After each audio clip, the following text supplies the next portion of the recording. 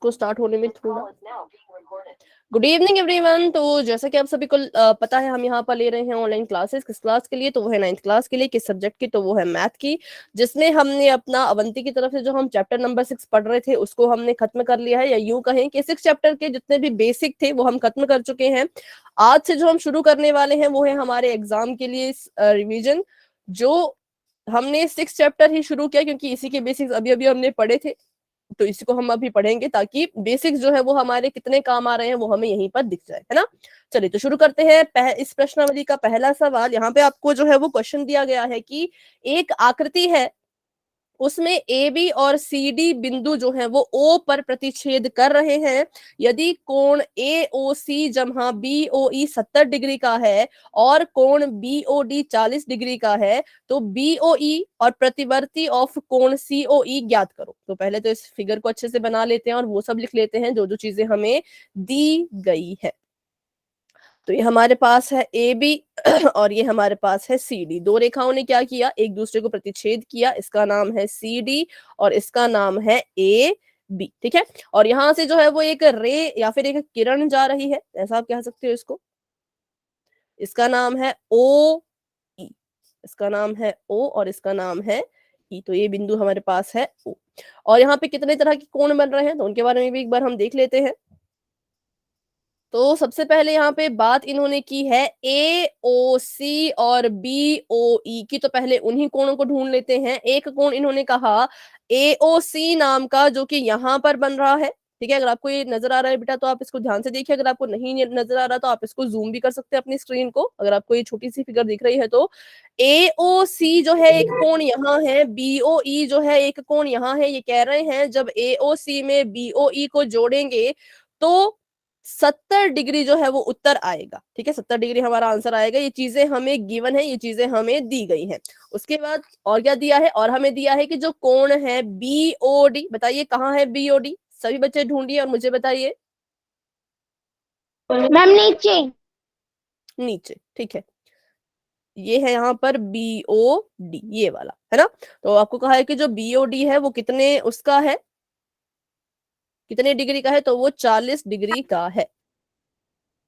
ये है 40 डिग्री का। तो आपको ये सभी चीजें दी गई हैं। क्लास ज्वाइन नहीं हो रही? अच्छा, किसकी क्लास अब ज्वाइन नहीं हो रही?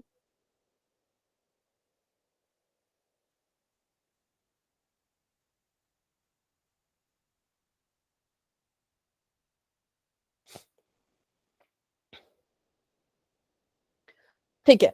फिर हमें यहाँ पर बोला इन्होंने कि ये अगर 40 डिग्री का है और इसको इसको जोड़ने पे 70 डिग्री आ रहा है, तो पहले तो बीओई कोण निकालिए। बीओई कोण कहाँ है?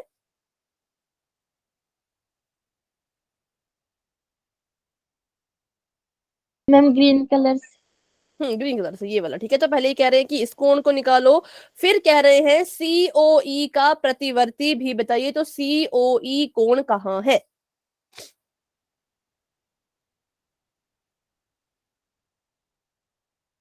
सीओई मैम सीओई ऊपर है, बीच में ए ओ सी और दो ओई हरे के बीच। कोणों के बीच में ये हमारे पास है सीओई। तो बच्चों मैं सबसे पहले आपको एक बात बताऊं, तो अगर इन एक्सरसाइज को आपको सॉल्व करना है तो आपको कोण पहचानने अच्छे से आने चाहिए। कोण पहचानने में कोई दिक्कत जो है वो नहीं होनी चाहिए। अगर आपको कोण पहचानने में कोई भी दिक्कत है तो साथ साथ में आप मुझसे पूछ भी सकते हैं। कहीं पे भी आपको कोई भी डाउट होगा तो आपने मुझसे पूछना है। तो ये हमारी फिगर थी और हमें यहाँ पे क्या क्या चीजें दी गई हैं वो लिख लेते हैं। दिया है, एक मिनट,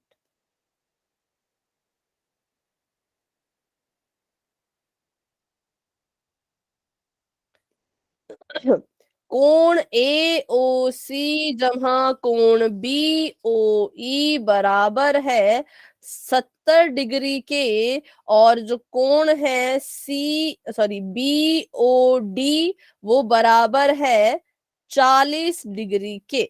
तो सबसे पहले तो मुझे आप ये बताइए कि आपको यहाँ पर कुछ नजर आ रहा है, कोई रिलेशन इन कोणों के बीच में? जैसे आपको बोला कि यस मैम। इस कोण में इस कोण को जब जोड़ेंगे तो हमारे पास 70 डिग्री आ रहा है, लेकिन पीले वाले कोण के बारे में कोई बात ही नहीं की गई।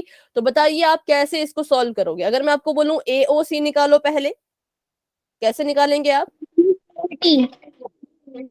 शीर्ष अभिमुख कोण। ठीक है, हाँ, वेरी गुड। एओसी हमारे पास जो है वो कितने डिग्री का आ जाएगा? एओसी हमारे पास यहाँ पर आ जाएगा 40 डिग्री का, क्योंकि ये जो है वो शीर्षाभिमुख है किसके? बी और डी के। शीर्षाभिमुख कोण है ये किसके? तो एंगल बी ओ डी के। सभी बिल्कुल ध्यान से देखिए, यहाँ पे हमने क्या किया, यहाँ पर हमने जो है वो देखा कि ये वाला जो कोण यहाँ पे बन रहा है एओसी, ये जो है वो शीर्षाभिमुख है किसके? तो इस कोण के। इसलिए हमने क्या किया, एओसी को 40 डिग्री के बराबर लिख दिया है। अब क्योंकि हमारे पास एओसी कोण आ चुका है, तो एओसी की मदद से क्या हम बीओई की वैल्यू निकाल सकते हैं? Yes ma'am. ठीक है, तो एओ से हम जगह दिखाए को जो है यहाँ पे पुट कर, यहाँ पे मैंने 40 लिख दिया, यहाँ पे आ गया 40 डिग्री जमा एंगल बी ओ ई बराबर है 70 डिग्री। और इसको जब हम हल करेंगे तो बी ओ ई कितने के बराबर आ जाएगा? कोण बी ओ ई बराबर है 30 डिग्री के। ठीक है, तो बीओई कहाँ था? बीओई यहाँ था जहां पे मैंने क्वेश्चन मार्क लगाया है। तो ये वाला कोण जो है वो 30 डिग्री का है, ये वाला कोण 30 डिग्री का, ये वाला कोण 40 डिग्री का। तो जो आपके पास ये कोण बच रहा है डिग्री का होगा।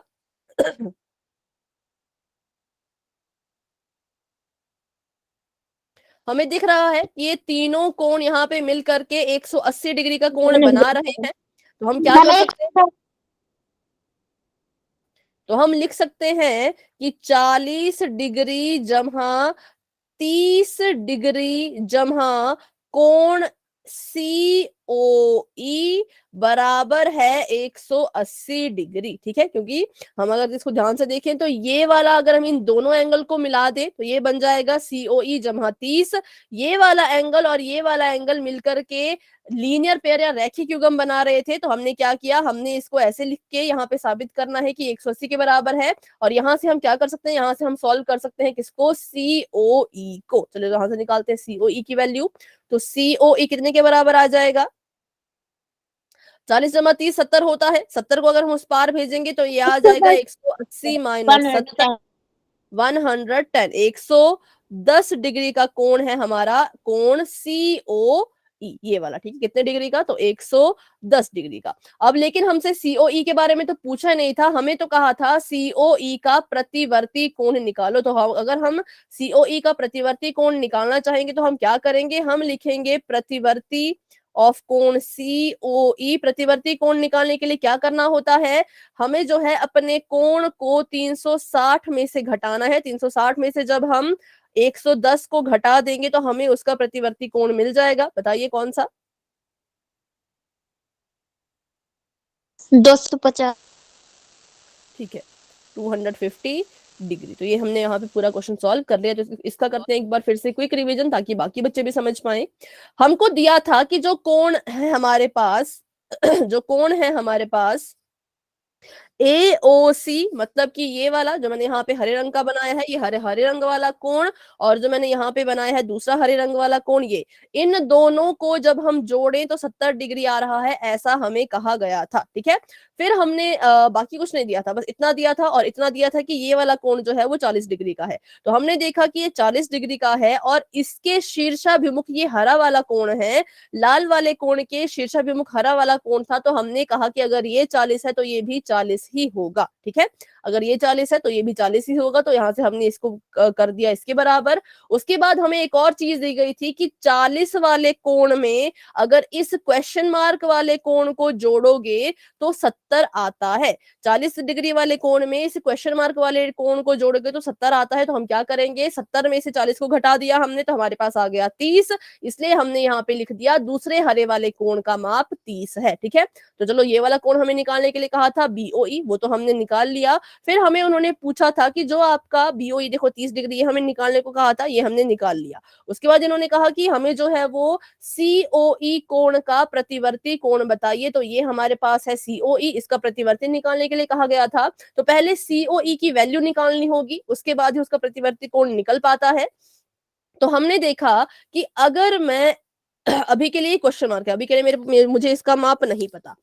अगर आप देखो तो इन दोनों कोणों को जोड़ने पर और इस वाले कोण को अगर हम देखें तो ये दोनों कोण जो है वो 180 डिग्री का एंगल बना रहे थे। अगर हम दोनों कोण को जोड़ें तो ठीक है, इसको और इस वाले को, इन दो को एक साथ रखो, इसको अकेला रखो, तो ये पूरा का पूरा जो कोण यहाँ पे बन रहा है नीले रंग का, AOE और BOE, ये दोनों मिलकर के जो है वो रैखिक युग्म बना रहे थे। तो अगर आपका जो है ये देखो, ये वाला जो कोण यहाँ से यहाँ तक बन रहा है, ये इतना बड़ा कोण है, ये दो कोणों से मिलकर के बन रहा है। एक इस वाले कोण से मिलकर के जो कि हमारे पास 40 डिग्री है, और एक इस वाले कोण से बन करके जिसकी हमें वैल्यू तक नहीं पता। तो इसको अगर मैं x मान लूं तो ये आपके पास आ जाता 40 डिग्री जमा x जमा 30 बराबर है 180। क्योंकि मैंने क्या कहा, ध्यान से मेरी बात को समझने की कोशिश कीजिए कि इन दोनों कोण को मैंने एक तरफ रखा, दोनों कोणों का मैंने एक कोण बना दिया और इस कोण को अलग रखा, तो तीनों कोण मिलकर के लीनियर पेयर रैखिक युग्म बना रहे थे। तो इन तीनों को जब हम जोड़ेंगे तो 180 आएगा, ये हमें पता लग चुका है। उसकी मदद से हमने यहाँ पे इस x की वैल्यू निकाली। x मतलब ये जो कोण यहाँ बन रहा है, यहां से यहां तक, इसकी हमने वैल्यू निकाली, ठीक है, इस वाले की, इस वाले कोण की। फिर हमें कहा था कि इस वाले कोण की वैल्यू नहीं, इस वाले कोण का तो आपने प्रतिवर्ती निकालना है। प्रतिवर्ती निकालने के लिए हमें कोण की वैल्यू निकालनी ही पड़ती है, तो इसलिए हमने जब इसकी वैल्यू निकाली तो इसकी वैल्यू आ गई 110, और 110 का प्रतिवर्ती अगर निकालना है तो 110 को 360 में से घटा दो, आपको आपका आंसर मिल जाएगा। ठीक है, तो ऐसे इस क्वेश्चन को सॉल्व करना था, जो कि हम कर चुके हैं। तो अभी इस क्वेश्चन में किसी बच्चे का कहीं किसी पॉइंट पे कोई डाउट है तो पूछ लीजिए, कोई डाउट नहीं है तो बच्चों आप वाई टाइप कर सकते हो। और सभी बच्चे साथ में मैथ की बुक जरूर रखें, अगर आपके पास बुक है अभी तो ठीक है, उसको अपने पास जरूर रखें, क्योंकि किताब से आपको ज्यादा अच्छे से चीजें समझ में आएंगी। यहाँ पर देखो क्वेश्चन थोड़ा छोटा हो जाता है, फिर जब लिखते हैं तो अलग अलग जगह लिखना पड़ता है ना, तो इसलिए अपनी बुक अपने साथ में ही रखिए। तो बढ़ते हैं आगे, क्वेश्चन नंबर 1 हो चुका है, बात करते हैं क्वेश्चन नंबर 2 की। क्वेश्चन नंबर 2 आपको यहाँ पे दिया गया है कि एक आकृति यहाँ पर आपको दी गई है, बना लेते हैं फटाफट से। आकृति में जो है वो दो रेखाएं हैं, एक है XY और दूसरी रेखा है MN नाम की, और एक यहां से जा रही है सीधी बिल्कुल रेखा P, और यहां पर कोण की बात करें तो एक कोण यहां बन रहा है, इसका नाम है कोण A, ठीक है, इस हरे वाले का नाम है कोण A, ध्यान से देखिए। और यहां पर एक कोण बन रहा है, इसका नाम है कोण B, लाल रंग वाला, और यहाँ पर एक कोण बन रहा है, इसका नाम है कोण C, ये है ब्लू कलर का, और साथ में और कोई कोण नहीं बन रहा, एक ये वाला कोण बन रहा है नीले से रंग का, ये 90 डिग्री का, और इस पॉइंट का नाम है O, ठीक है। सॉरी, तो नाम लिख लेते हैं। इसका नाम है X, इसका नाम है Y, इसका नाम है M, इसका नाम है N, इसका नाम है P। अब देखते हैं हमें क्या क्या दिया है। कभी भी आप इसको ऐसे क्वेश्चंस को पेपर में जाके करोगे तो हमेशा आपने पहले वो चीजें लिखनी है जो आपको गिवन हो। सबसे पहले आपको दिया है कि रेखाएं एक्स वाई और एम एन बिंदु ओ पर प्रतिच्छेद कर रही हैं यदि पी ओ वाई 90 डिग्री का कोण है। तो क्या हमें दिया है, पी ओ वाई बराबर है 90 डिग्री का कोण। फिर बात करें दूसरी चीज जो हमें दी गई है, वो हमें दी गई है कि जो इनका अनुपात है किस किस का, ए और बी कोण का जो अनुपात है वो है 2:3, और ज्ञात करने को हमें क्या कहा गया है, फाइंड करने को, तो ज्ञात करने को कहा गया है हमें कोण सी। देखो बताया हमें सिर्फ इतना था कि पीओ वाई जो है वो 90 डिग्री का है, और जो रेशो है, जो अनुपात है कोण ए और कोण बी का, वो है 2:3, और जो आपने ज्ञात करना है वो आपने ज्ञात करना है कोण सी को। तो चलिए करते हैं शुरू, कैसे इसको हम सॉल्व करेंगे। तो हमने देखा कि यहाँ पे कुछ अनुपात की बात इन्होंने की है, तो सबसे पहले इस अनुपात को यहाँ पर उठाते हैं, ठीक है। अनुपात का क्या काम है इसको पहले देख लेते हैं। तो मैंने देखा कि दोनों कोणों का अनुपात था 2:3, तो इस अनुपात को हल करके कैसे लिखा जाता है, ए को मैं कितने के बराबर लिखूं और बी को कितने के बराबर लिखूं। Ma'am 2x + 3x = 90 degree. ठीक है, तो आपने कहा कि ए को हम लिखेंगे, नहीं है सिर्फ ए और बी, आपने 90 डिग्री अभी तक नहीं जाना है वहां पर, बस ए को कितना लिखूं, तो ए को हम लिखेंगे 2x और बी को हम लिखेंगे 3x, ठीक है। क्यों ऐसा किया हमने? क्योंकि हमें पता है, हमने देखो जब हम वो वाली प्रश्नावली कर रहे थे ना, कुछ हीरोन्स फॉर्मूले वाली, है ना, तो वहां पे भी ऐसे अनुपात वाले सवाल आते थे और हमने कहा था कि जब भी किसी चीज का कोई अनुपात आता है तो हमने उसको किसी चर के साथ में लिखना होता है। आप ऐसा नहीं लिखेंगे कि ए की वैल्यू 2 है, बी की वैल्यू 3 है, आपका सवाल बच्चों पूरा ही गलत हो जाएगा। आपने हमेशा लिखना कैसे? तो लिखना ऐसे है कि ए की जो वैल्यू है वो 2x है, क्योंकि अनुपात जब हटता है तो दोनों संख्याओं के साथ चर जो है वो गुणा होते हैं। ध्यान रखिएगा इसको, सिर्फ इस सवाल में नहीं, हर सवाल में जहां पे भी आपको दो चीजों का अनुपात दिख गया, आपने जब उनको लिखना है तो आपने उनके साथ एक चर जो है वो लगा देना है। तो मैंने यहाँ पे लिख दिया कि a जो है वो 2x के बराबर है, b जो है वो 3x के बराबर है। तो a हमारा यहां पर है, b हमारा यहां पर है, a और b और ये वाला कोण मिल करके क्या बना रहे हैं? रेखीय युग्म। ठीक है, बाकी बच्चे भी बता सकते हैं बीच बीच में, है ना। तो कोण ए, कोण बी और कोण पी ओ वाई, ये सभी मिलके बना रहे हैं रैखिक युग्म। तो हम यहाँ पर लिख देंगे इन तीनों को जमा करके 180, क्योंकि यहाँ पर जो है वो रैखिक युग्म बन रहा है। अगर आपको ये चीज समझ आ गई तो आप वाई टाइप कर सकते हैं, डाउट है तो पूछ लीजिए। दो चीजें कि ये अनुपात को हटा के चर लगा देना है, और दूसरी चीज ये कि तीनों कोण मिलकर के रैखिक युग्म बना रहे हैं, तो इनको हमने ऐसे लिख दिया। अब कोण ए की वैल्यू कितनी है? कोण ए की वैल्यू है हमारे पास 2x। कोण बी की वैल्यू कितनी है? बी की वैल्यू है 3x। और कोण पी ओ वाई की वैल्यू कितनी है? कोण पी ओ वाई यहां से यहां तक वाला कितनी है? 90 डिग्री। 90 डिग्री। ठीक है, पीओवाई हमारे पास है 90 डिग्री का, 90 डिग्री और बराबर में 180 का 180। पीओवाई 90 डिग्री क्यों? क्योंकि मुझे सवाल में दिया गया है, मुझे कहा गया है, यहाँ पर देखो लिखा हुआ है क्वेश्चन में, मैंने अपनी मर्जी से नहीं लिखा, यहाँ पे दिया गया था पीओवाई बराबर है 90 डिग्री का है। ठीक है, तो मैंने इसको लिख दिया और इसको यहाँ पे यूज भी कर लिया। अब करते हैं इसको हल और देखते हैं आगे। 2x जमा 3x हो जाता है 5x। 5x में 90 को जोड़ेंगे तो बराबर है आ जाएगा 180 डिग्री। और 5x को अकेला छोड़िए, 180 को यहाँ पर रखा था, 90 को उस तरफ ले गए तो हो गया माइनस का 90। ऐसे करते करते हमने यहाँ से जब x की वैल्यू निकाली तो x आ जाएगा 90/5। तो बताइए x की वैल्यू कितनी आई? 18। 5 कम 5, 5 8 40, तो 18 डिग्री। ठीक है, तो x की वैल्यू यहाँ पे 18 डिग्री आ चुका है। तो हम क्या करेंगे, इस x की वैल्यू को अब हम यहां पर भर करके a और b की असली वैल्यू निकालेंगे। हमने अभी तक क्या किया? अभी तक हमने जो भी सॉल्व किया उसमें हमें सिर्फ x की वैल्यू पता लगी, अभी हमें a और b की वैल्यू नहीं पता।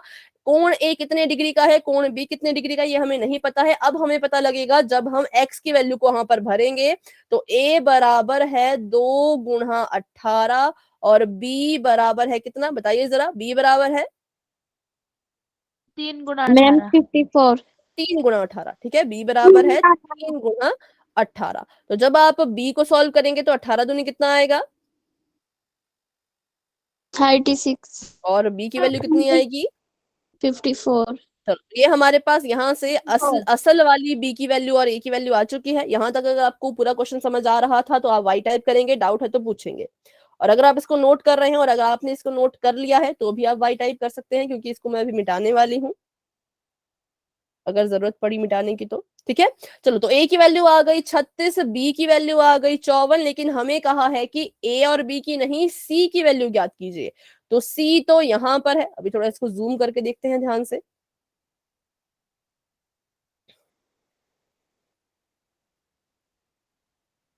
a की वैल्यू कितनी है? a की वैल्यू है 36, b की वैल्यू है 18। ठीक है, a की वैल्यू है 36 और b की वैल्यू है 18, 18 नहीं सॉरी 54, 54। अब बताइए c का मान कितना होगा? तो आपने देखना है कि क्या b और c में कोई रिलेशन है। यस मैम, रेखीय युग्म। रैखिक युग्म बन रहा है यहाँ पर भी। ठीक है, तो हमने देखा कि कोण b और कोण c भी जो है वो मिलकर के रैखिक युग्म बना रहे थे। तो कोण b जमा कोण c आएगा 180 डिग्री। कोण b 54 डिग्री का है, तो कोण c की वैल्यू निकालने के लिए हम क्या करेंगे? 180 माइनस 54 को कर देंगे माइनस, जब इसको माइनस करें तो कितना आ जाएगा? 126। 126। तो कोण सी की वैल्यू कितनी है? कोण सी की वैल्यू है 126 डिग्री। तो हमने क्या किया, हमने जो है वो क्वेश्चन के हिसाब से हम चले। हमें सबसे पहली चीज तो ये थी कि आपको कोण ए और बी के बारे में जो इंफॉर्मेशन दी थी वो रेशो में दी थी। तो रेशो वाले सवाल जब भी होते हैं हमें पहले उनको हल करके असल कोण की वैल्यू निकालनी पड़ती है। तो हमने वही किया। ए रेशो बी दिया था हमें 2:3। हमने क्या किया, उस रेशो को और इस कोण की, इस वाले कोण की मदद से ये पता लगाया कि तीनों के बीच में रैखिक युग्म बन रहा है। रैखिक युग्म की मदद से हमने जो है पहले उस चर की वैल्यू निकाली जो अनुपात हटने पर हमने लगाया था। मतलब कि हमने x की वैल्यू निकाली किससे? इस रैखिक युग्म की मदद से। एक बार जब हमें इस x की वैल्यू का पता लग गया तो इस x की वैल्यू का पता लगने से हमें कोण a और कोण b की वैल्यू मिल गई। और कोण b की वैल्यू एक बार जब हमें मिल गई तो इसकी मदद से हमने c की वैल्यू भी निकाल दी। तो बस ये था क्वेश्चन, ज्यादा इसमें कुछ नहीं था करने को। बस हमें तरीका ढूंढना होता है कि कैसे कैसे सॉल्व किया जाए। एक बार वो समझ आ जाए तो फिर हमारे क्वेश्चन वो सही होने लगते हैं। ठीक है, तो अभी इस क्वेश्चन में किसी का डाउट है तो बताइए। मैं ठीक है, तो बढ़ते हैं आगे, करते हैं अपना तीसरा सवाल। तीसरा सवाल दिखने में तो बहुत ही छोटा है, पर अगर हम इसको देखें तो कभी कभी हम कंफ्यूज हो जाते हैं कैसे सॉल्व किया जाए, है ना। तो आपको यहाँ पे कहा गया है कि अगर पी क्यू आर कोण जो है वो पी आर क्यू कोण के बराबर है तो सिद्ध कीजिए कोण पी क्यू एस कोण पी आर टी के बराबर है। चलो पहले तो इसकी बना लेते हैं फिगर। क्या क्या यहाँ पे दिया है? एक रेखा है और यहाँ पर एक ऐसे त्रिभुज सा कुछ बन रहा है। ठीक है, नाम लिख लेते हैं इनके। इसका नाम है एस, इसका नाम है क्यू, इसका नाम है आर, इसका नाम है टी और इसका नाम है पी। ये कह रहे हैं कि अगर आपका कोण पी क्यू आर ये वाला कोण है, ध्यान से देखिए, पी क्यू आर तो ये वाला कोण, तो बताओ पी आर क्यू कौन सा है? मैम इससे जो ऑपोजिट है। बिल्कुल सही। इसके जो अपोजिट है, इसके जो साथ में यहाँ पे बन रहा है ये वाला P R Q. P Q R और पी आर क्यू जो है वो दो कोण हैं और ये कैसे हैं? ये बराबर हैं। किसने कहा? तो क्वेश्चन ने कहा, मैंने नहीं कहा, ये क्वेश्चन में दिया था। तो जो चीजें दी गई होती है उनको लिख लिया करें। तो यहाँ पर जो है वो दिया गया है क्या, कि जो आपका कोण है पी क्यू आर वो बराबर है कोण पी आर क्यू के। सिद्ध कीजिए। सिद्ध करने के लिए क्या है यहाँ पर हमारे पास? सिद्ध करने को हमें क्या पूछा गया है कि सिद्ध करो कि जो आपका कोण है पी क्यू एस वो बराबर है पी आर टी के। तो हमें पहले ये पता होना चाहिए कि पी क्यू एस कहाँ है और पी आर टी कहाँ है। तो बताइए पी क्यू एस कहाँ है?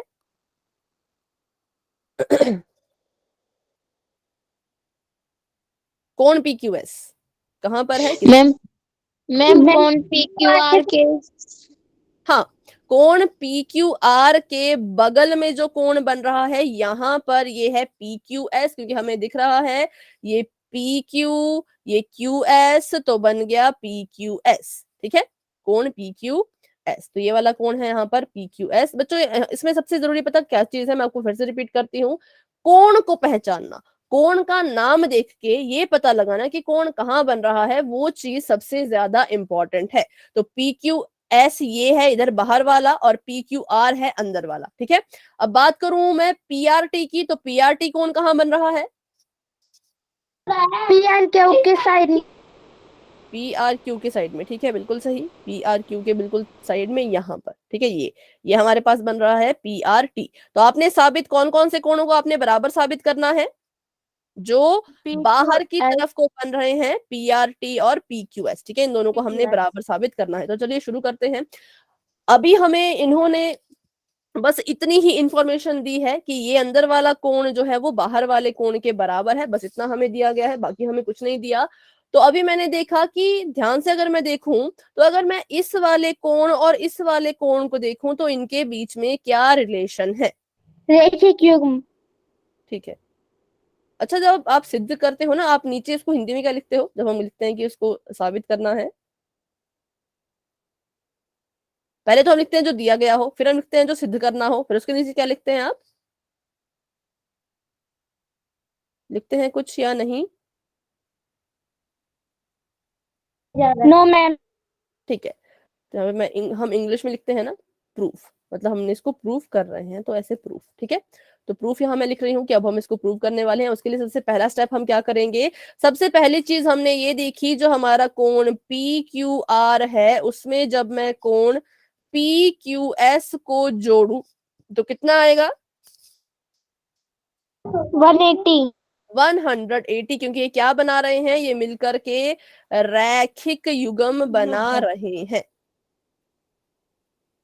ठीक है, और वहीं पे दूसरे जोड़े को देखो, तो दूसरा कौन सा जोड़ा है जो रैखिक युग्म बना रहा है? पी आर टी और कौन पी आर क्यू। ठीक है, पी आर टी जमा पी आर क्यू, ये भी क्या कर रहे हैं, ये भी रैखिक युग्म ही बना रहे हैं। तो इसलिए हमने लिख देंगे इनको जोड़ करके भी 180 डिग्री के बराबर, क्योंकि ये भी है रैखिक युग्म, और इसको नाम दे दिया हमने इक्वेशन नंबर 2 का। अच्छा ठीक है,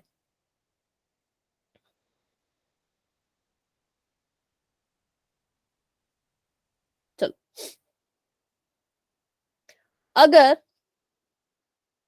हमें पता है कि ए बराबर है बी, बी बराबर है सी, तो क्या, सॉरी बी, एक मिनट, ए बराबर है बी और सी बराबर है बी, तो क्या ए और सी भी एक दूसरे के बराबर होंगे? Yes ma'am. यस ध्यान से मैम। सुनिए, सही बच्चे यस ध्यान से मैम। सुनिए, कि अगर ए जो है वो बी के बराबर है और सी भी जो है वो बी के बराबर है, तो ए भी सी के बराबर होगा ही होगा। क्यों? क्योंकि अगर मैं बी की जगह पे कोई संख्या लिख दूं, मैं लिख दूं कि बी की जगह पे अगर 3 है, तो ए भी 3 के बराबर है, सी भी 3 के बराबर है, तो इसका मतलब ए और सी भी एक दूसरे के क्या हुए, बराबर हुए। ठीक है, तो सेम यही चीज को अभी हम यूज करने वाले हैं यहाँ पर। तो देखो, आपने कहा कि आपका जो पी क्यू आर जमा पी क्यू एस है वो 180 के बराबर है, फिर आपने कहा कि आपका जो पी आर टी और पी आर क्यू है ये भी 180 के बराबर है, तो क्या ये दोनों आपस में भी एक दूसरे के बराबर होंगे? Yes ma'am. बिल्कुल होंगे। अगर मैं इसको ए मान लूं, इसको बी मान लूं, इसको सी मान लूं, इसको बी मान लूं, ए बराबर है बी, सी बराबर है बी, तो ए और सी भी एक दूसरे के बराबर ही होंगे। ठीक है, तो चलिए करते हैं अभी इसको सॉल्व। और यहाँ पे हमने क्या चीज सीखी कि ये दोनों भी एक दूसरे के बराबर होंगे, तो इसलिए मैं लिख सकती हूँ कोण पी क्यू आर जमा कोण पी क्यू एस बराबर है किसके, बताइए फटाफट से। पी आर टी कौन। कोण पी आर टी जमा कौन P R Q. P R Q. चलिए, तो हमने यहाँ पर लिख दिया है। फिर अब हम यूज करेंगे अपनी उस स्टेटमेंट को जो हमें इन्होंने दी है यहाँ ऊपर, कि पी क्यू आर जो है वो पी आर क्यू के बराबर है। तो इसका क्या मतलब हुआ, इसका ये मतलब हुआ कि आप पी क्यू आर को पी आर क्यू और पी आर क्यू को पी क्यू आर लिख सकते हैं। ठीक है, इसका मतलब हुआ कि अगर दोनों बराबर हैं तो आप इनमें से किसी एक को लिख सकते हो चेंज करके। तो मैंने सोचा कि पी क्यू आर को यहां से मैं हटा करके इसकी जगह पे पी आर क्यू लिख लेती हूँ। क्यों? क्योंकि दोनों बराबर है, मैं चाहे पी क्यू आर लिखूं चाहे पी आर क्यू लिखूं कोई फर्क नहीं पड़ेगा, क्योंकि दोनों क्या है, एक दूसरे के बिल्कुल बराबर। ठीक है, तो मैंने यहाँ पे, आप चाहो तो आप क्या कर सकते हो, आप पी आर क्यू को हटा करके पी क्यू आर लिख सकते हो, पी क्यू आर को हटा करके पी आर क्यू लिख सकते हो। आप इनकी जगह बदल सकते हो अपनी मर्जी से, लेकिन एक की ही जगह बदलनी है, दोनों की मत बदलना। मैं पी क्यू आर की बदल रही हूँ, आप चाहो तो इसकी बदल सकते हो। ठीक है, तो मैंने क्या किया, मुझे पता है कि P Q R P R Q के बराबर है, इसको मैं अगर ऐसा ना लिखूं ऐसे लिखूं तो इस पे कोई फर्क नहीं पड़ेगा। तो मैंने इसको लिख दिया यहाँ पर कोण पी आर क्यू। बताइए, इसकी जगह पे मैंने लिखा है ये। सभी को ये चीज समझ आई मैंने ऐसा क्यों किया? डाउट है तो पूछ लीजिए।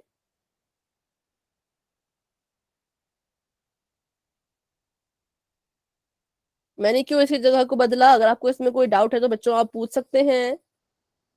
No ma'am. है, चलो, और यहाँ पे जमा का निशान लगा दिया ऐसे का ऐसा। तो ध्यान ये रखना है कि अगर आप इसकी जगह बदल रहे हो तो इसकी मत बदलना, इसकी बदल रहे हो तो इसकी मत बदलना, किसी एक की ही वैल्यू को आपने चेंज करना है, ठीक है। अच्छा। आप कुछ कह रहे हैं बेटा?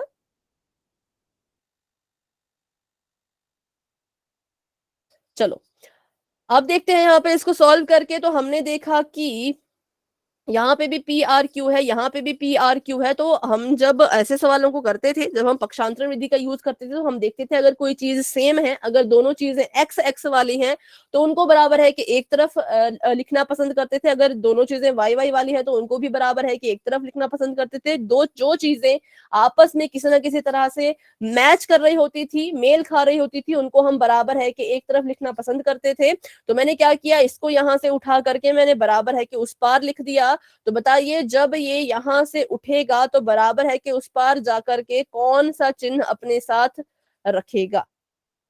माइनस। माइनस का, माइनस। ठीक है। यहाँ से माइनस। पी आर क्यू को उठाया, यहाँ भेज दिया, तो ये बन गया माइनस का पी आर क्यू। अब पी आर क्यू एक प्लस का है, दूसरा माइनस का है, तो ये आपस में क्या हो जाएंगे? माइनस।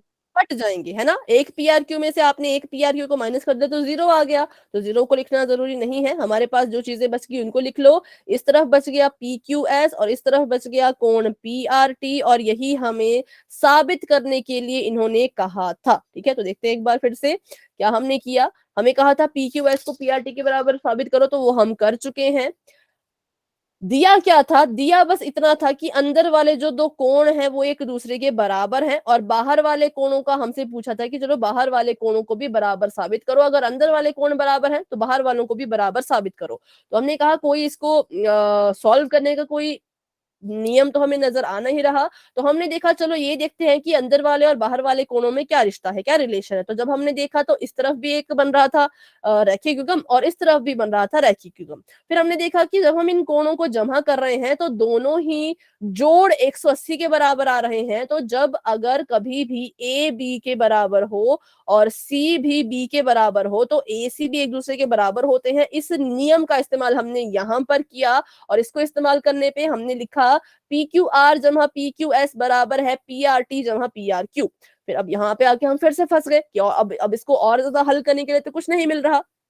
फिर हमने ध्यान दिया कि हमें क्वेश्चन में एक इंफॉर्मेशन, एक सूचना दी थी इन्होंने कि जो आपका पी क्यू आर है वो पी आर क्यू के बराबर है, तो आप इनकी जगह को बदल सकते हैं। देखो जब हम लिखते थे ना, यहाँ पर जब हम लिखते थे, मान लीजिए यहाँ पे मैंने लिखा है एक्स जमा 10, और अगर मैं आपको बोलूं कि x जो है वो 15 के बराबर है, तो आप x की जगह पे 15 लिख लेते थे, है ना। तो वैसे ही अगर ये कह रहे हैं पी क्यू आर जो है वो पी आर क्यू के बराबर है, तो आप पी क्यू आर की जगह पे पी आर क्यू लिख सकते हैं। तो वही मैंने किया। उसको लिखने से क्या हुआ, उसको लिखने से यहाँ पर दोनों पद एक दूसरे के समान आ गए, और जब ये दोनों पद एक दूसरे के समान आ चुके हैं तो ये कट कटा के जीरो आ जाएंगे, जीरो हो जाएंगे, और हमारे पास ऑटोमेटिकली जो है वो दो ऐसी चीजें बच गई जो हमें साबित करने के लिए कही गई थी या हमसे पूछी गई थी, ठीक है। तो ये था इसका पूरा का पूरा सॉल्यूशन। अभी भी आपको इसमें कोई डाउट है, किसी भी पॉइंट पे कोई आपका सवाल अगर आ रहा है तो आप मुझसे पूछ सकते हैं, लेकिन अगर आपको क्लियर हो चुका है तो आप बच्चों वाई टाइप कर सकते हैं।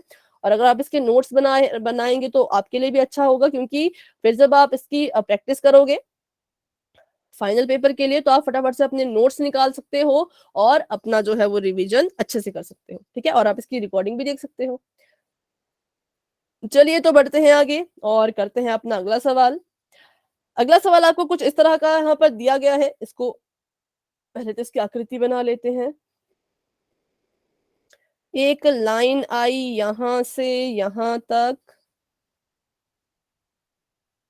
और एक लाइन जा रही है यहां से ऐसे ऊपर को, एक लाइन आ रही है यहां से ऐसे नीचे को, और बन रहे हैं बहुत से कोण, बना लेते हैं उनको।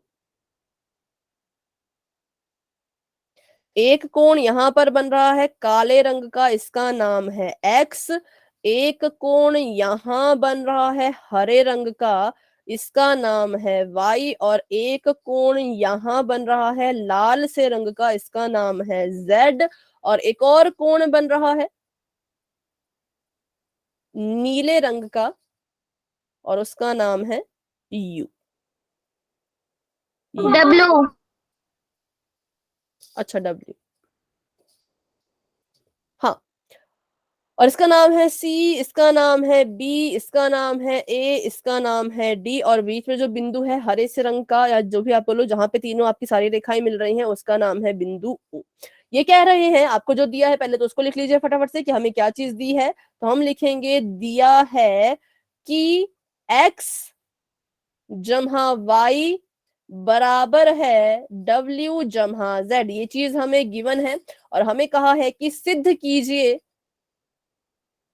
सिद्ध करके बताओ कि ए ओ बी एक रेखा है, ए ओ बी एक रेखा है।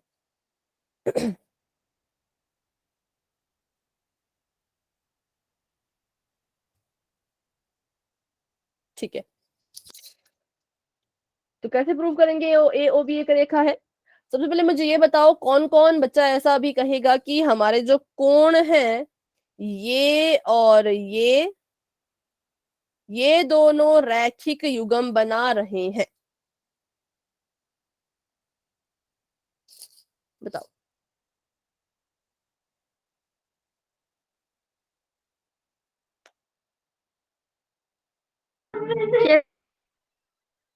हम्म, यस मैम।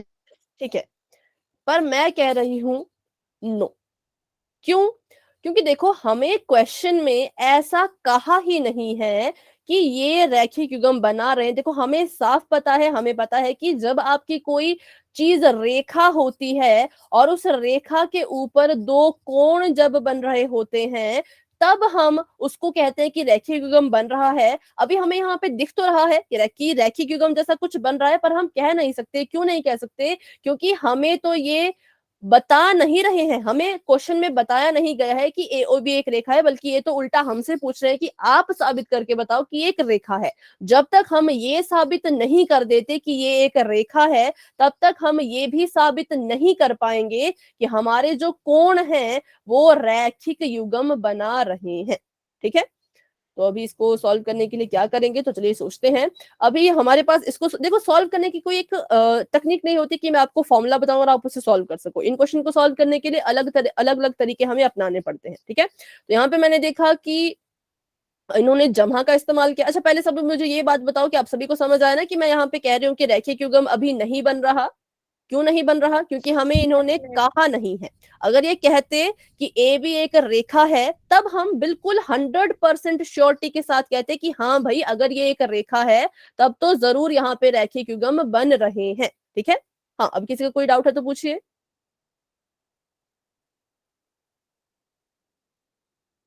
देखने में तो लग रहा है ये भी 180, ये भी 180, लेकिन साबित करने के लिए हमें पहले साबित करना पड़ेगा कि ए ओ बी एक रेखा है।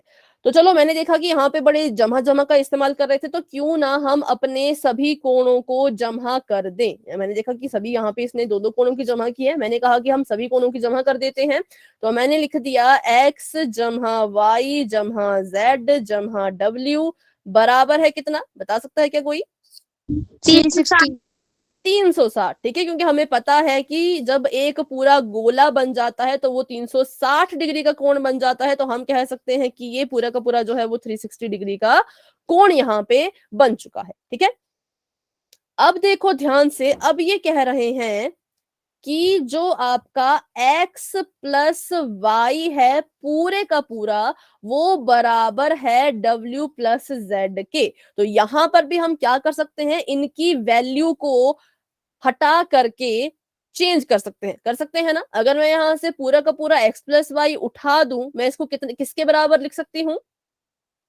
W plus Z W plus plus Z, क्योंकि x प्लस वाई किसके बराबर है? W प्लस जेड के बराबर है। वैसा ही सेम, अगर आप x प्लस वाई के साथ नहीं करना चाहते तो z प्लस डब्ल्यू को उठा दो, तो आप इसको किसके बराबर लिख पाओगे? x प्लस वाई के बराबर। तो हमने कहा ठीक है भाई, किसी एक जोड़े को यहाँ से हटा करके दूसरा जोड़ा लिख लेते हैं। तो मैंने कहा कि मैं x प्लस वाई को नहीं लिखूंगी, x प्लस वाई की जगह पे मैं w प्लस जेड ही लिखूंगी। तो मैंने यहाँ पर भी w प्लस जेड लिख दिया, क्योंकि मुझे ये सवाल में दिया गया था। अपनी मर्जी से मैंने कुछ नहीं किया, जो सवाल में दिया था उसी इंस्ट्रक्शन को हमने फॉलो किया। सवाल ने कहा x plus y z plus डब्ल्यू के बराबर है, तो आप x प्लस वाई की जगह पर z प्लस डब्ल्यू लिख सकते हैं, तो हमने लिख दिया। अब देखो, दो बार z है, दो बार w है, इनको जोड़ दो। x जमा x, अगर 2x आता है तो w प्लस w क्या आएगा? 2W और z प्लस z क्या आएगा? 2Z 2z बराबर है कितने के? बराबर है 360 के। फिर हमने सवाल पढ़े थे वो कॉमन फैक्टर वाले, उभयनिष्ठ गुणनखंड वाले। तो w, 2w और 2z में क्या चीज है जो कॉमन है? 2 बिल्कुल 2 सही, वेरी गुड। 2 ले लिया कॉमन और अंदर बच गया w जमा में z बराबर है 360 के। 360 तो जो चीज बाहर हम कॉमन लेते हैं वो इस पूरे ब्रैकेट के साथ क्या करती होती है? Multiply multiply. तो अगर दो यहाँ पे गुणा कर रहा है w प्लस जेड के साथ, और अगर मैं w प्लस जेड को यहाँ पे ऐसे का ऐसा रखूं, दो को मैं उस पार भेजूं, तो क्या करेगा वहां जा करके? ये डिवाइड डिवाइड माइनस नहीं करेगा बेटा। देखो यहाँ पे ये गुणा कर रहा है ना दो, तो वहां जाके ये डिवाइड करेगा। ठीक है, डिवाइड करेगा तो दो से जब 360 को आप डिवाइड करेंगे तो आपके पास आ जाएगा 180 डिग्री। 180 तो यहाँ से हमारे पास ये चीज खुद ही साबित हो गई कि W में Z को जोड़ने पर 180 डिग्री आ रहा है। W में Z को जोड़ने पर जो है वो 180 डिग्री आ रहा है। इसका मतलब W और Z जो है वो दोनों मिल करके रैखिक युग्म बना रहे हैं। और अगर W और Z रैखिक युग्म बना रहे हैं किस पर? AOB पर। तो 100% श्योरिटी के साथ हम ये कह सकते हैं कि AOB क्या है? एक रेखा लाइन रेखा। ठीक है, क्योंकि हमने वही तो पढ़ा है कि अगर एक रेखा हो, एक ही रेखा पर दो कोण बन रहे हो और उनका जोड़ अगर 180 आ रहा हो तो रैखिक युग्म बनता है। तो यहां से हमने पहले इस चीज को साबित किया कि हाँ, W और Z को जोड़ने पर 180 आ रहा है, और 180 तभी आता है जब रैखिक युग्म बन रहा होता है। तो यहीं से हमने ये चीज भी साबित करी कि हमारा जो ये AOB है ये एक लाइन है। सेम वैसे ही आप x जमा y के साथ भी कर सकते थे। अगर आप यहाँ पे z प्लस w को हटा करके इसकी जगह पे x प्लस y लिखते तो आपको अंत में जो है वो w प्लस z की जगह पे यहाँ पर x प्लस y मिलता। 180 हाँ जी, हाँ, x plus y is equal to 180। और फिर यहां से आपको ये चीज भी साबित हो जाती है अगर आप इसको दूसरे तरीके से करते। तो x प्लस वाई 180 मतलब ये दोनों भी रैखिक युग्म बना रहे हैं। किस रेखा की मदद से? तो रेखा AOB की मदद से। तो हमने कहा कि हाँ, रेखा जो AOB है वो एक रेखा है। ठीक है, तो बताइए अभी किसी को कोई डाउट है? नो मैम बहुत से बच्चे No, क्लास में ma'am. बच्चों अपना अपना बताया करें। ठीक है, मतलब हाँ, सभी बच्चे अपना अपना आंसर दिया करें।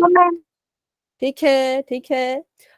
तो ये सवाल भी होता है इसी के साथ खत्म, और बढ़ते हैं अपने अगले सवाल की तरफ। पहले इसका कर लेते हैं फटाफट से क्विक रिवीजन कि हमने क्या इसमें किया। सबसे पहली बात, हमें इन्होंने कहा था कि आप ये साबित करके बताओ कि AOB एक रेखा है। आमतौर पे हमें सवालों में दिया रहता है कि AOB एक रेखा है, आप ऐसी ऐसी चीजें साबित करो। लेकिन यहाँ पे उल्टा कर दिया, यहाँ पे बल्कि ये हमसे पूछ रहे हैं कि आप बताइए कि AOB एक रेखा है।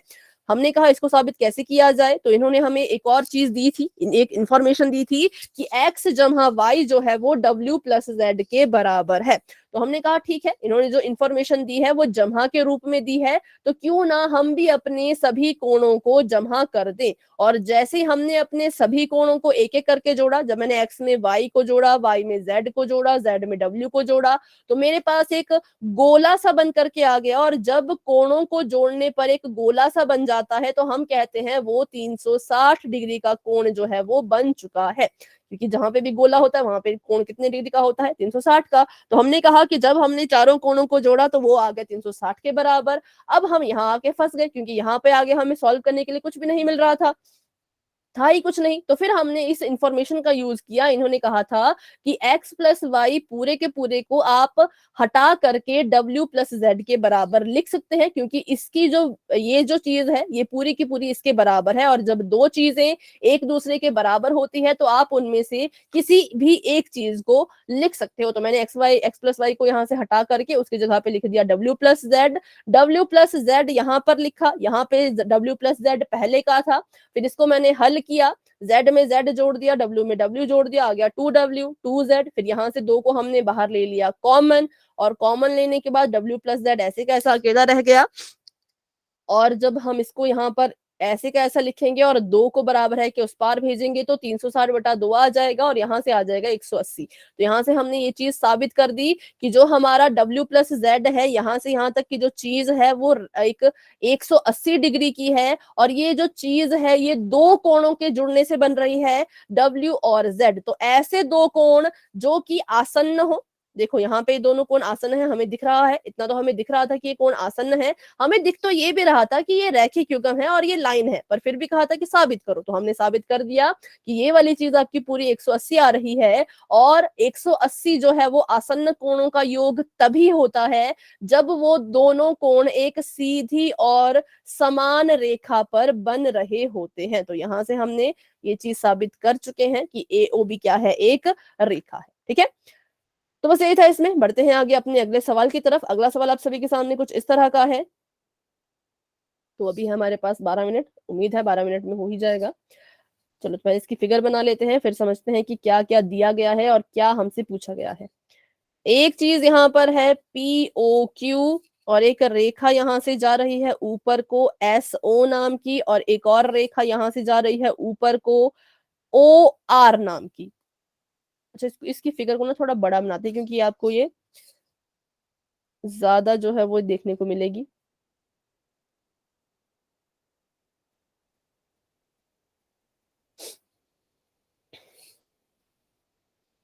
एक रेखा है ये, और एक रेखा जा रही है ऐसी, एक रेखा जा रही है बिल्कुल सीधी।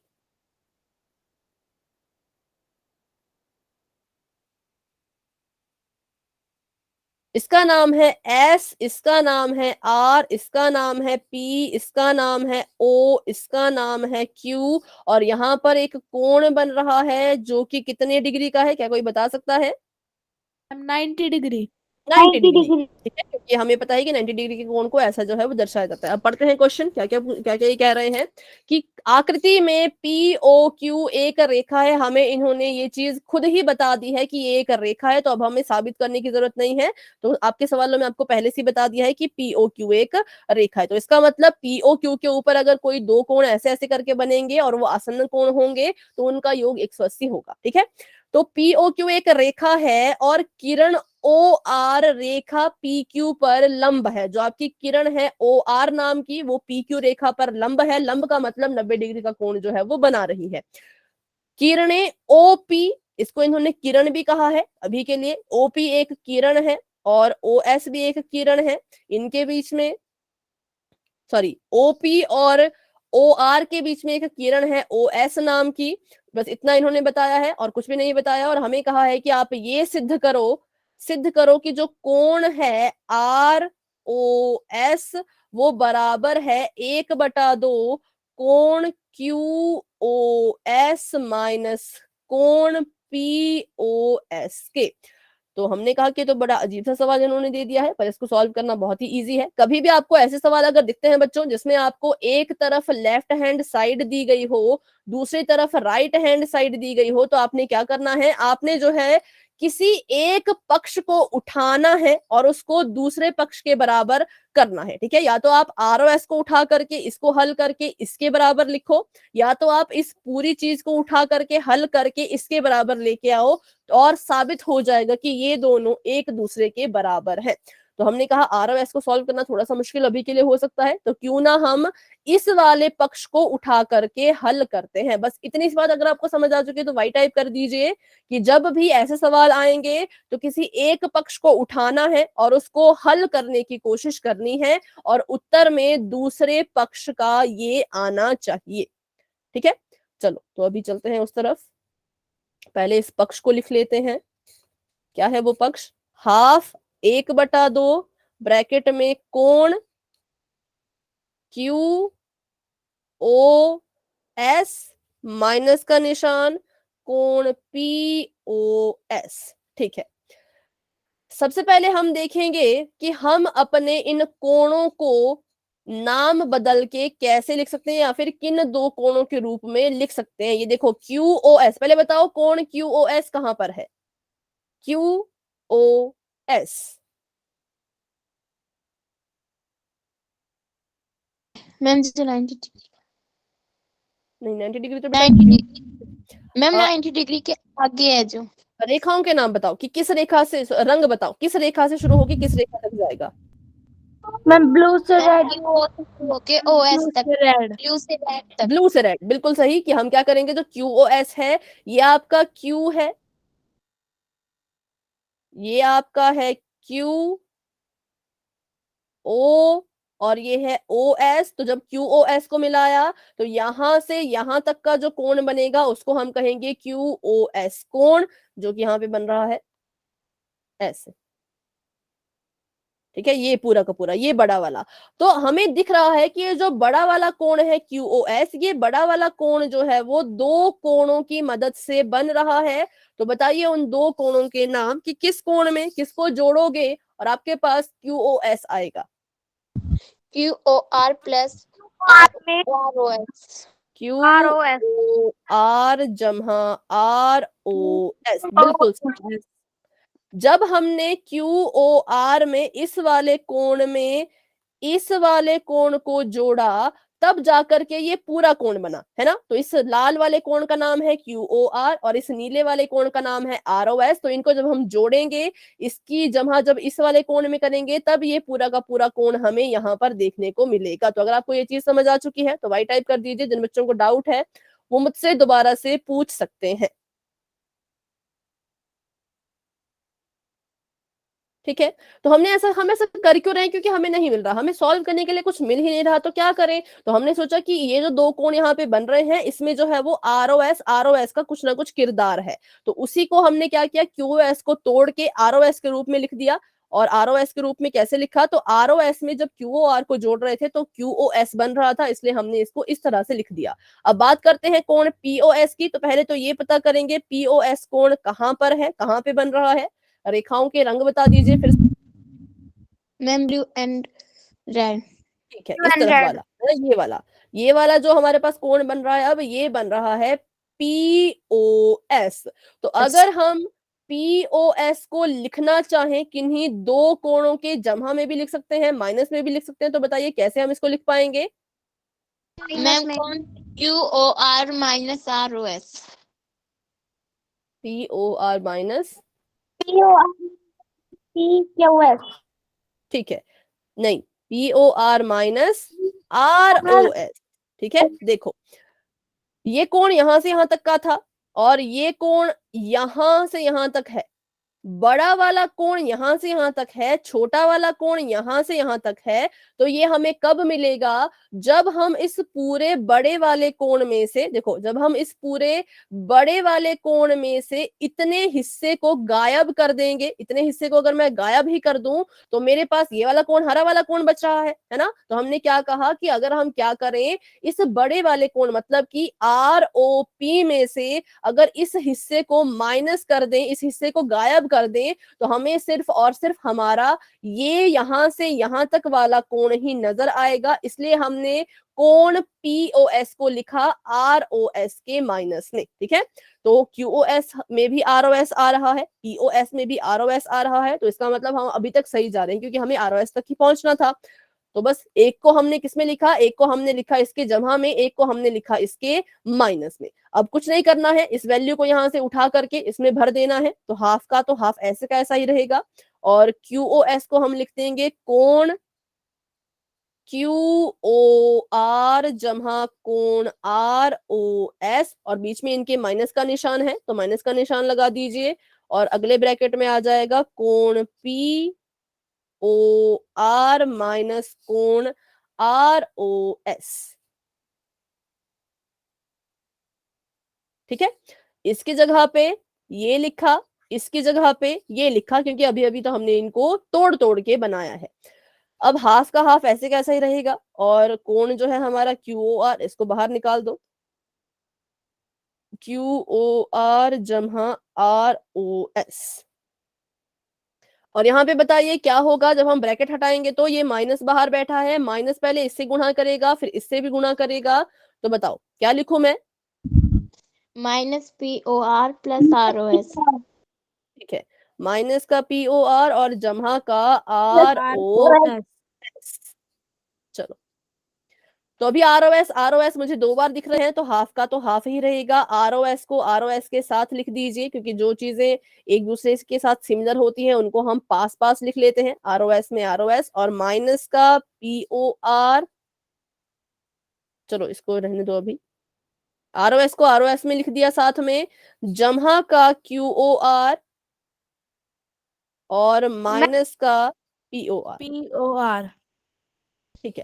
अब आपने अभी भी सॉल्व नहीं हुआ, अभी हमें और कुछ करना है यहाँ पर। अभी क्या करें, तो अभी देखते हैं कि अगर हम इन दोनों को यहाँ से हटा पाए तो सबसे पहला काम है आरओएस को नहीं छेड़ना, आरओएस तो हमें चाहिए। इन दोनों को अगर यहाँ से हटा पाए तो चलिए इसके लिए कोशिश करते हैं। क्यूओआर जो है, एक मिनट पहले सुन लीजिए। क्यूओआर ये है 90 डिग्री का, ठीक है। और पीओआर भी कुछ इसके बिल्कुल बगल में बन रहा है, ऐसा ऐसा, ठीक है, ये पीओआर। तो अगर ये दोनों कोण कैसे हैं, ये दोनों कोण जो है वो हमें आसन्न कोण बनते हुए नजर आ रहे हैं, है ना। ये दोनों कोण हमें दिख रहे हैं कि आसन्न कोण की तरह हैं। तो अगर एक कोण 90 डिग्री का है तो दूसरा कोण कितने डिग्री का होगा? 90 डिग्री। 90 का ही, ठीक है। तो आपने बस पीओआर को ध्यान से देखना है कि पीओआर यहाँ पे ऐसे भी बन सकता है। तो अगर ये 90 का है तो ये भी 90 का ही होगा, क्योंकि 90 90 180 होता है। तो दोनों कोण 90 90 डिग्री के निकले, तो इसका हाफ का हाफ ऐसे का ऐसा रहेगा। आरओएस में आरओएस को जोड़ दिया तो आ गया 2 कोण आरओएस, और ये भी 90 डिग्री था, ये भी 90 डिग्री था। 90 से 90 माइनस कर दिया तो 0, लिखने की जरूरत ही नहीं है ना। और 2 के साथ ये गुना है, ठीक है, 2 गुना है आरओएस। अब बताइए यहाँ पे कुछ कट रहा है क्या? यस मैम, 2 से 2 कैंसिल। 2 से 2 कट जाएगा, 2 1 जा 2, और हमारे पास बच गया सिर्फ अकेला आरओएस।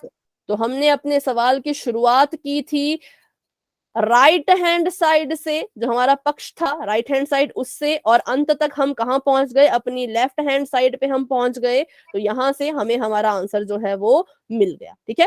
तो अगर आप में से कोई बच्चा इसको नोट कर रहा है तो आप इसको भी नोट कर सकते हैं। और बाकी अभी क्लास को यहीं तक रखते हैं, आज की क्लास को। बाकी क्वेश्चन हम करेंगे अपनी अगली क्लास में, ठीक है। तो अगर आप सभी में से कोई इसे नोट कर रहे हैं तो नोट कर लीजिए। अगर कोई नोट नहीं कर रहे और आपका अगर कोई डाउट भी नहीं है तो बच्चों आप क्लास को लेफ्ट कर सकते हैं। लेकिन अगर किसी का डाउट है तो आप अभी मुझसे पूछ सकते हैं, ठीक है। नोट करने वाले और डाउट वाले रुक जाएं, बाकी सभी क्लास को लेफ्ट कर सकते हैं। Good night and bye bye, मिलते हैं अपनी अगली क्लास में। अच्छा, कोई है जो नोट कर रहे हैं? इतना बता दीजिए पहले। Yes ma'am. ओके ओके, चलिए।